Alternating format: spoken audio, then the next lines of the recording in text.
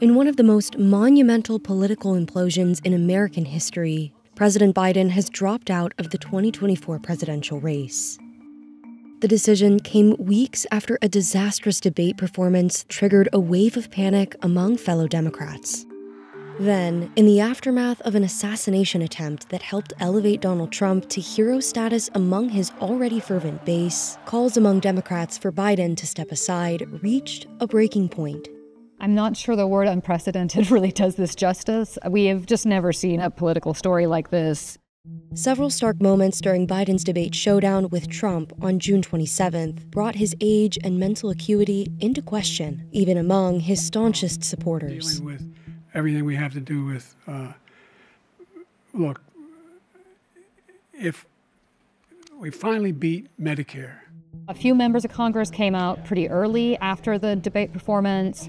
Then the Biden folks seemed to be trying to manage it. Biden did a bunch of calls with donors. He did some events. He did an interview on ABC. And if you stay in and Trump is elected and everything you're warning about comes to pass, how will you feel in January?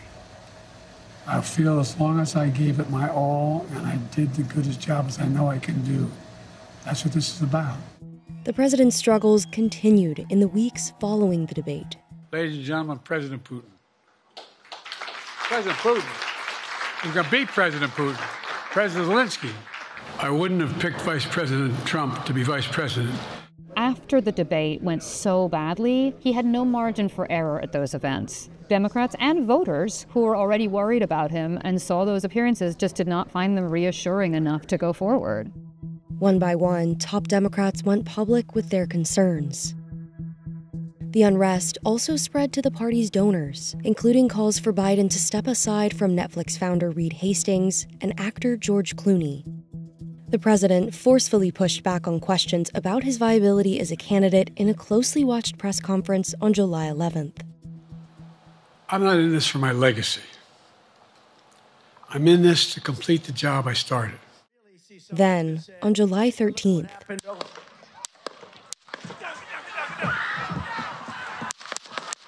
the assassination attempt on Donald Trump galvanized his supporters. An energized GOP unified around the former president at the Republican National Convention the following week. The contrast you saw was a very united Republican Party at a moment when the Democrats were very divided and struggling. Meanwhile, in Las Vegas, the president has been at many events, as we all know, and he just tested positive for COVID. Arriving in Delaware to self-isolate, Biden appeared to struggle to get into a car after disembarking from Air Force One. Democrat leaders, fearing steep losses in down-ballot congressional races, ramped up their efforts to oust Biden from the race. Senate Majority Leader Chuck Schumer and House Minority Leader Hakeem Jeffries pushed for Democratic officials to delay formally naming Biden as the party's nominee, people familiar with the matter told the Wall Street Journal. Representative Adam Schiff became one of the highest-profile Democrats to publicly call on Biden to bow out. Good afternoon. I'm not sure there was anything he could do after that debate. People were so shocked and scared, and the bottom just fell out very quickly on the money, and people couldn't unsee it. They saw what happened, and they were just so worried that something like that would happen again and cost them not just the White House, but also Congress. Concerns about Biden's age and mental acuity are not new. They came up when he ran for president against Trump in 2019 at age 76. You just said 2 minutes ago that they would have to buy in. You said they would have to buy in. Have to buy in. If she qualifies are you forgetting what you said 2 minutes ago? During Biden's years in the White House, his staff largely shielded the president from the media. Compared to recent presidents, President Biden had done less interviews, he had done less lengthy press conferences, and there have been just less opportunities for the press to question him in a lengthy format. His age came under fresh scrutiny in February when the special counsel investigating Biden's handling of classified documents released a report in which he's described as a sympathetic, well-meaning elderly man with a poor memory. My memory is not good. My memory is fine. My memory, take a look at what I've done since I become president. None of you thought I could pass any of the things I got past.